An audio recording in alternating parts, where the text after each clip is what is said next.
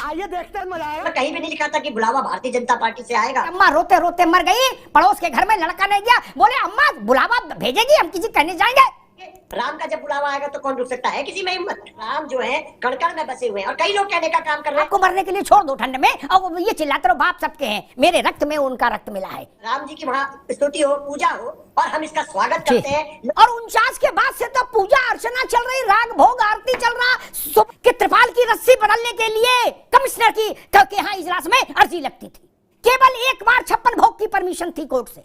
सभी भाइयों को राम राम। दोस्तों स्वागत है द भारत डिबेट शो में। दोस्तों आज का ये डिबेट काफी शानदार होने वाला है, इसलिए आप लोग से अनुरोध है कि डिबेट को अंत तक देखिए, क्योंकि आज के इस डिबेट में आप लोग हल्का भी बोर नहीं होइएगा। क्योंकि आज के इस डिबेट में सपा के प्रवक्ता बोल रहे थे कि हमें भी राम जी में आस्था है और हमें राम जी का जब बुलावा आएगा हम खुद ब खुद राम मंदिर चले जाएंगे। तो इस पे अमिताभ अग्निहोत्री सर ने किस तरह से इनको 70 सालों की बात याद दिलाई है, सो आप लोग डिबेट को खुद से ही देखिए। चलिए शुरू करते हैं। अमिताभ जी यहाँ से शुरू करूंगा कि जब गठबंधन का रूप आ जाएगा आपको भी पता चलेगा। अभी तो केवल मेरे पे जो सिंपल जिम्मेदारी है वो समाजवादी पार्टी का स्टैंड बनाने के है, क्योंकि मैंने आपको कई बार बोला है कि मैं सबसे कनिष्ठ कार्यकर्ता हूँ पार्टी का। अरे कहना क्या चाहते हो? मैं इसी भाव से रहता हूँ। तो मैं समाजवादी पार्टी का स्टैंड तो क्लियर करने में हूँ। राष्ट्रीय जनता दल के प्रवक्ता भी है, कांग्रेस के प्रवक्ता भी, वो लोग अपने बारे में बताए, लेकिन मैं समाजवादी पार्टी का स्टैंड आपको बिल्कुल क्लियर कर। देखिए पहले तो राम के निमंत्रण पे आपका सवाल होगा, निश्चित तौर पर आपका सवाल इसी विषय से होगा।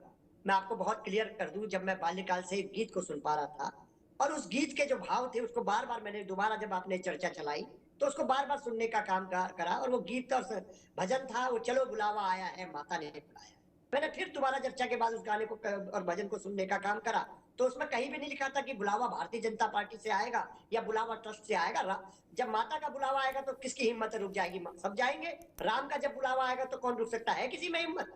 सब जाएंगे। तो निश्चित तौर पर हम लोग बाहर से जाएंगे। माननीय अखिलेश यादव जी ने कहने का काम करा, माननीय डिम्पल यादव जी ने कहने का काम करा, माननीय शिवपाल चाचा जी ने कहने का काम करा।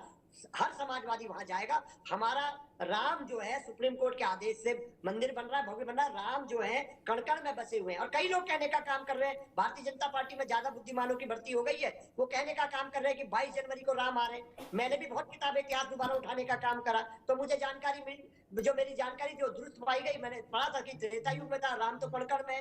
तो जो लड़ाई है वो लड़ाई इस बात की है, हम मानते हैं जो राम जो 22 तारीख को है वो राम जी की वहाँ स्तुति हो, पूजा हो और हम इसका स्वागत करते हैं। कितने शानदार विचार रखते हैं। जो इवेंट बनाने में चैनल में बैठा था भारतीय जनता पार्टी के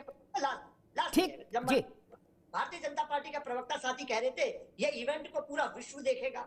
ये लड़ाई इसी बात की है अमिताभ जी।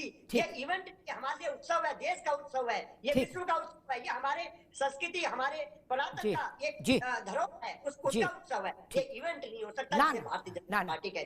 ठीक विषय जी जोशी, अभी एक मिनट रुक जाओ, अभी रुक जाओ। चलो भाई देखो अब मैं क्या करता हूँ। रामलला तो सदियों से वहां है भैया, और 49 के बाद से तो पूजा अर्चना चल रही, राग भोग आरती चल रहा, सुप्रीम कोर्ट के आदेश से भारत सरकार की ट्रेजरी से पैसा सैंक्शन हो रहा था उनके भोग के लिए। तो जो बताया अभी जोशी जी ने कि चलो बुलावा आया है, माता ने बुलाया है, शेरावाली जो गाना आया था सिनेमा में वो उन्होंने बताया। तो ननकू ये पूछ रहा है, कहो तो नाम ले दूं, कहो तो छोड़ देता हूं, कि भाई मुलायम सिंह जी से लेके आज तक, इंदिरा गांधी से लेके वो प्रियंका जी के बच्चे क्या नाम है, रेहान बाड्रा तक है, बुलावा अभी तक नहीं आ पाया। पीढ़ी गुजर गई गुरु, टाइम ही नहीं मिला। ये वैसी बात है कि अम्मा रोते रोते मर गई, पड़ोस के घर में लड़का नहीं गया, बोले अम्मा बुलावा भेजेगी, हम किसी कहने जाएंगे। अम्मा मेरी भी है, अम्मा सबकी है। अम्मा मर गई इंतजार करते करते, लला नहीं गए। क्यों? क्योंकि लला बोले चलो बुलावा आया है, बुलावा ही नहीं आया। अम्मा मर गई, याद करती रही, गुड्डू नहीं आया, गुड्डू बगल में ताश खेल रहा। क्या फिर मैं बता दूंगा टीले वाली मस्जिद गए कि नहीं गए, समय मिला, वहां से बुलावा आया, मुझे नहीं पता बुलावा आया कि नहीं आया, आया तो कैसे आया आप जानो। चरारे शरीफ गए, अजमेर शरीफ गए, देवा शरीफ गए, कलियर पीर गए, सब जगह से बुलावा आया। त्रिपाठी जी भी जानते इस बात को। लेकिन रामलला का बुलावा आपके पास नहीं आया, गलत पता लिखा दिए थे क्या वहां? भाजपा पूछे ना पूछे, देश तो पूछेगा मित्र। बात कड़वी है लेकिन है सच्ची। इसलिए बार बार बहुत तेजी से ये कहने से रामलला सबके हैं, अम्मा बाप सबके हैं। बच्चे जब ये कहते हैं ना तो अम्मा बाप की सेवा भी करनी पड़ती है। बाप को मरने के लिए छोड़ दो ठंड में, और ये चिल्लाते रहो बाप सबके हैं, मेरे रक्त में उनका रक्त मिला है, मैं उनका अंश हूं। अरे तो रजाई तो दे देते ठंड में बाप को, नहीं। त्रिपाठी जी की पार्टी तो शासकों की पार्टी रही है। मुझे कष्ट होता है आत्मिक। आपकी पार्टी तो स्वाभाविक शासकों की पार्टी रही। आपको कभी इस बात पर आंख में आंसू आया कि त्रिपाल की रस्सी बदलने के लिए कमिश्नर की के यहां इजलास में अर्जी लगती थी? केवल एक बार 56 भोग की परमिशन थी कोर्ट से राम को। आपको पता है, घी तक मेजर होके आता था कि इससे ज्यादा घी नहीं खर्च होना चाहिए दीपक में। 7 जोड़ी कपड़े कुल साल में, फट जाए तो भी वही पहनो रामलला के लिए। कभी कांग्रेस ने इस पर सवाल उठाया देश में? कभी सवाल उठाया क्या? त्रिपाठी जी बात कड़वी है। आप साथ जो आपके जो बड़े नेता हैं जो दिन में 7 कुर्ते बदल रहे हैं नींबू काट कर कलप के, वो 7 जोड़ी कपड़े में रह लेंगे? चाहे त्रिपाठी जी हो, चाहे ओपी सिंह की पार्टी के हो, चाहे जोशी जी की पार्टी के हो। आप लोगों ने रामलला को क्या बना के रख दिया था? और आपकी आंख कभी नम नहीं हुई? मैंने सत्येंद्र दास जी महाराज को रोते बिलखते देखा है वहां अयोध्या में। पूरा विग्रह धूल से भर जाता था। और पता नहीं जोशी जी आपकी पार्टी शासन में रही उत्तर प्रदेश में लंबे समय तक, 4 बार उसी कालखंड में। कभी आपने ये सोचा, बातें तो आपकी पार्टी भी बड़ी अच्छी करती, कभी आप लोगों ने सोचा कि रामलला के यहां टेबल फैन ही सैंक्शनड था, केवल कूलर सैंक्शनड नहीं था?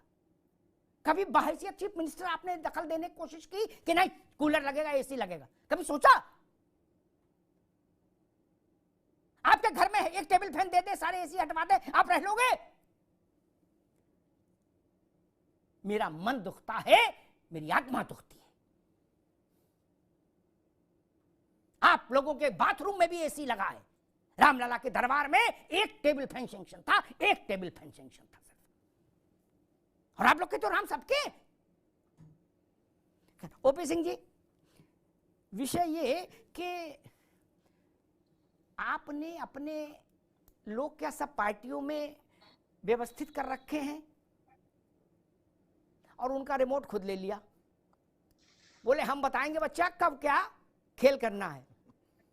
क्योंकि मैं सोचता हूं कोई बुद्धिमान आदमी अपना नुकसान इतना ज्यादा कैसे कर सकता है कि जब पूरे देश विश्व में राम राम हो रहा हो, राम में हो रहा हो, तब कोई बागड़ बिल्ला खड़ा होकर कह देगा कि जब हमारी सरकार शपथ लेगी तो राम आएंगे। What nonsense. या कोई जो लोग 70 सालों से राम जी को तिरपाल में रखे हैं, वो आज बोल रहे हैं कि हमें भी राम में आस्था है। तो इनके लिए आप लोग कमेंट बॉक्स में अपना राय जरूर बताएं। साथ में एक अनुरोध और करना चाहता हूं कि अगर आप लोग को इस वीडियो का पार्ट 2 चाहिए तो आप लोग कमेंट में लिख दीजिएगा। चलिए मिलते हैं कोई नेक्स्ट वीडियो में, तब तक के लिए जय हिंद, जय भारत, वंदे मातरम।